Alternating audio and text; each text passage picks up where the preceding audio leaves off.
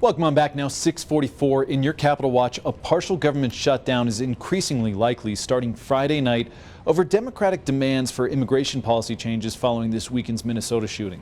Scripps News Group's national correspondent Joe St. George reports from Washington on what agencies could be impacted.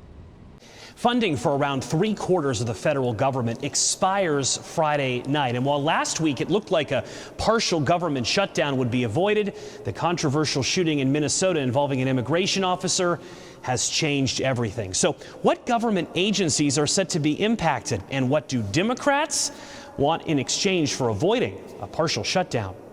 Snow may have shut down Washington for a part of this week, but political divisions in the Senate could shut down parts of the federal government this weekend. Government funding expires at 11:59 p.m. on Friday. Around 78% of the government would be shut down.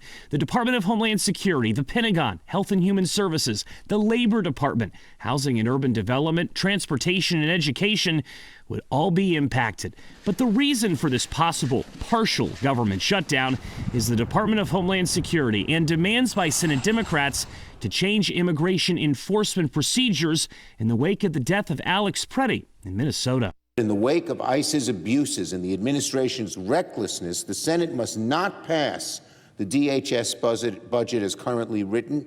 Some demands being made by Democrats include commitments for immigration agents to wear body cameras, follow standard warrant procedures, and limits on wearing masks. Democratic Senator John Fetterman going a step further in a post on X, writing to President Trump, "I make a direct appeal to immediately fire Secretary Kristi Noem, the Secretary of Homeland Security."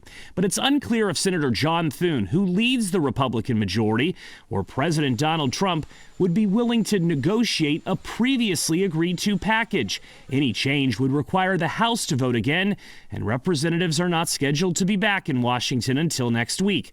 The White House has said threatening to shut down the federal government over policy changes is not appropriate. Policy discussions on immigration in Minnesota are happening, but that should not be at the expense of government funding for the American people. If a partial government shutdown happens this weekend, it's unlikely to impact President Trump's deportation efforts. ICE agents are considered accepted federal employees and are expected to report to work. During last fall's shutdown, ICE agents were paid. Joe St. George, Scripps News Group, Washington.